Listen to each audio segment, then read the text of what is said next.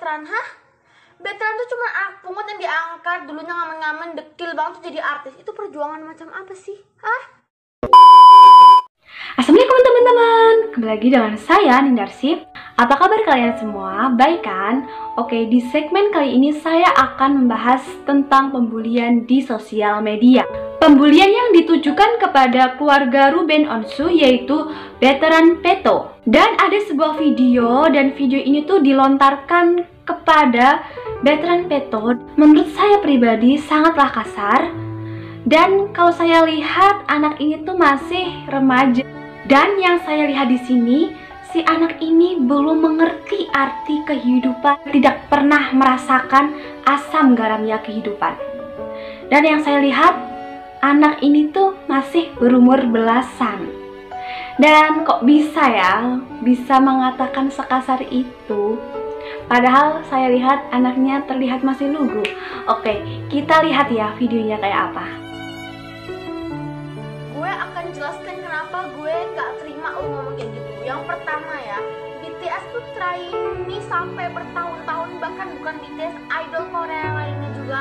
Mereka trainee bertahun-tahun, mereka dilatih supaya jadi idol yang berkualitas. Terus mereka baru debut. Sedangkan apa veteran? Hah? Veteran tuh cuma pungut yang diangkat, dulunya ngamen-ngamen, dekil banget jadi artis. Itu perjuangan macam apa sih? Hah?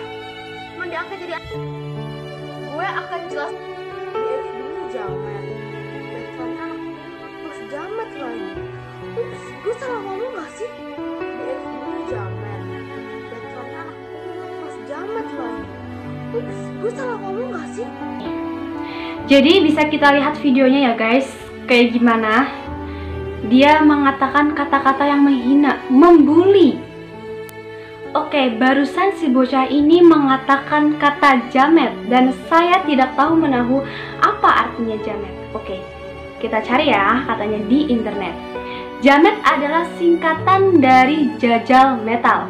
Maksudnya jamet mengarah pada seseorang yang ingin berlagak keren dengan menggunakan atribut musik metal. Ada juga yang mengatakan jamet sebagai singkatan dari Jawa metal. Oh, seperti itu. Dan dia menyamakan dengan BTS. Dan dia pun menghina si cewek ini, mengatakan anak pungut dan sebagainya. Itu adalah bukti bahwa ketidaksukaannya dengan si veteran ini. Saya tidak tahu mengapa si cewek ini mengatakan hal seperti itu yang tidak selayaknya dikatakan dengan menggunakan kata-kata yang kasar.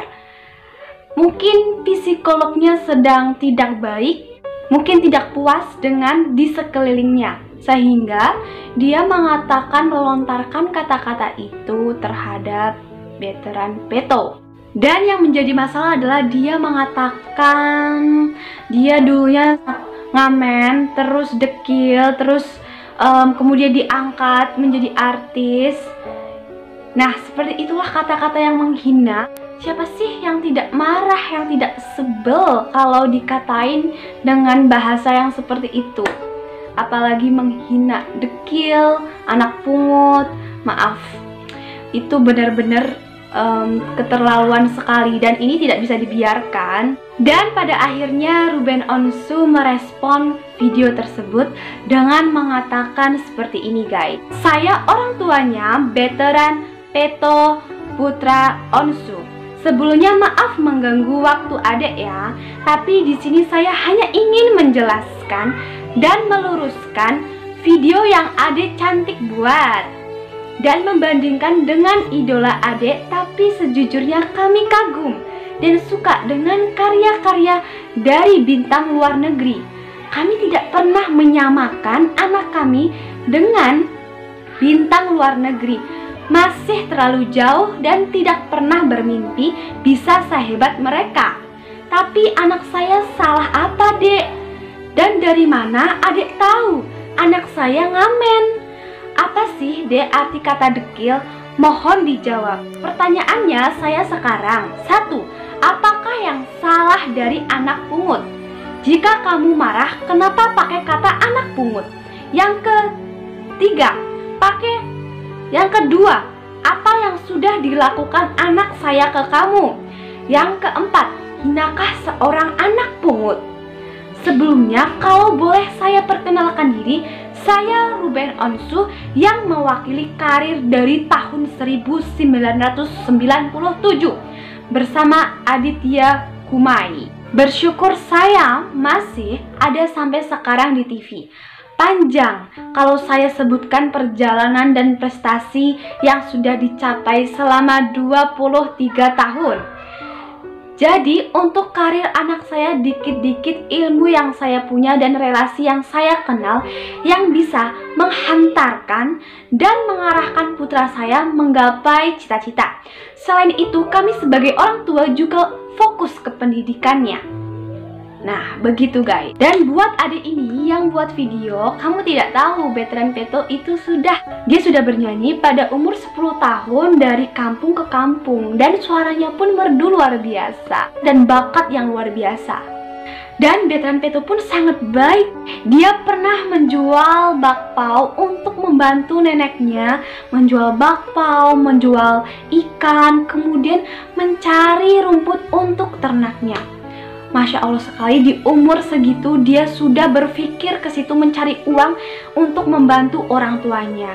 Dan sangat jarang anak zaman sekarang mempunyai mental yang seperti itu. Dan kita mengharapkan suatu saat generasi muda ini membangun Indonesia yang lebih maju, yang mempunyai moral, akhlak yang mulia dan tidak membuli satu sama lain. Dan saling menyemangati satu sama lain. Itulah kuncinya untuk menggapai kesuksesan. Dan si adik ini pun mengatakan dekil. Itulah yang benar-benar kata-kata yang kasar sekali. Dekil yang seperti apa sih, Dek? Dekil karena kulitnya coklat. Aku pun kulitnya coklat. Kulit coklat itu bukan berarti dekil, oke? Mbaknya juga yang mengatakan dekil itu termasuk kulit coklat loh. Dan itulah ya guys, jadi kalian tidak boleh membuli satu sama lain. Apalagi kalian hanya melihat dari luarnya saja. Dan kemudian apa sih tanggapan Ruben Onsu kelanjutannya tentang video ini? Oke, kita lihat ya. Iya, karena udah kesel banget ya, maksudnya anak kecil yang nggak main sosial media tapi menjadi bulian lagi gitu. Dan akhirnya ya saya upload aja gitu. Dan soalnya buat saya itu udah bentuk ancaman ya, karena ada kalimat bunuhnya gitu. Jadi bunuh Thalia, dan terus ya buat saya kalau yang kayak gitu-gitu saya jadinya awalnya nggak mau ngomong, tapi ngomong kan disangkanya kayak gitu. Tapi kalau ini udah ngebunuh, jadi saya ngerasa ini udah hal yang bukan bercandaan lagi, tapi malah mengancam anak saya gitu. Jadi saya harus mengambil tindakan. Sudah ditelusurin atau sudah Lagi proses. Sudah buat laporan? Belum. Tapi ini kita lagi proses. Saya punya cara sendiri aja dulu. Ruben, Beto Ya. sudah tahu nggak kenapa? Enggak. Untungnya anak saya nggak main sosial media, jadi untuk hal yang kayak gini nggak tahu. Semoga tidak ada yang ngasih tahu dia dengan cara yang lain aja gitu. Lagi dan lagi ya. Ya. Kesekian kali. Ya. Gimana kok? Saya, Mbak, Mas, teman-teman, saya kan kadang-kadang ada beberapa hal yang menurut saya enggan dimintain komentar karena menurut saya nggak penting banget sih gitu. Dan kadang-kadang ada beberapa hal ketika saya ada apa ya, memang ada lawyer yang memberikan statement gitu. Tapi kalau ini saya orang tuanya ya, dan saya ini punya 3 anak yang saya harus tahu bagaimana masa depan mereka kayak apa. Tapi kalau dari sekarang sudah dibiasakan dibully dan menjadi korban bulian terus-terusan, ya akan menjadi bulian terus. Dan dia urusannya dengan saya gitu. Nah, anak saya nggak pernah main sosial media, nggak pernah ngatain apapun, di TV juga cuma nyanyi-nyanyi doang, ini doang. Selesai. Saya rasa ini udah keterlaluan gitu. Makanya saya berhak untuk marah gitu. Jadi terserah banyak orang mau bilang lebay, mau orang bilang apa, terserah lah. Buat gue nggak, gue di sini membela anak gue. Bagus sekali. Wah, luar biasa sekali. Dan anaknya Ruben Onsu ini tidak menggunakan sosial media, dan dia pun tidak pernah mengatakan, menghina orang lain dan ditindaklanjuti. Dan saya lihat Ruben Onsu ini sangat menyayangi anak-anaknya, luar biasa sekali ya. Dan emang ini tidak bisa dibiarkan karena ini akan mengancam gangguan psikolog anak. Dan orang tua pun sebagai Ruben Onsu pun geram lah, marah lah. kok bisa dia mengatakan sekasar ini kepada anak saya? Anak saya pun tidak melakukan apa-apa kepada mbaknya ini, kepada adik ini gitu.